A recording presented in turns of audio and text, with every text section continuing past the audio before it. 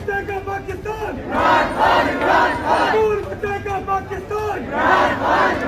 दोस्तों, इमरान खान के शेर वजीर आला अली अमीन गंडापुर का इमरान खान के साथ अडियाला जेल में रोजा खोलने का पुरजोर अंदाज। दोस्तों, वजीर आला अली अमीन गंडापुर फुल प्रोटोकॉल के साथ अडियाला जेल पहुंच गए ताकि मुस्लिम उम्मा के लीडर के साथ रोजा अफ्तार कर सके। इमरान खान भी अपने शेर अली अमीन गंडापुर के साथ मिलकर बेहद खुश हुए। जेल से इमरान खान की अफ्तारी की मुकम्मल दिल छू जाने वाली वीडियो आपके साथ शेयर करने से पहले ये भी बता दें कि दोस्तों, जैसा कि आपको पता है कि इमरान खान से पहले अली अमीन को भी इसी अडियाला जेल में हजरत इमाम हुसैन सच पे खड़े हैं।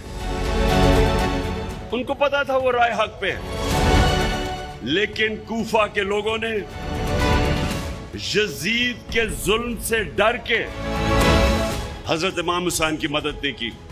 और इस्लाम की तारीख का सबसे बड़ी ट्रेजेडी थी जो सानिया था वो होने दिया। दो तबके जुल्म और नाइंसाफी का मुकाबला नहीं करेंगे।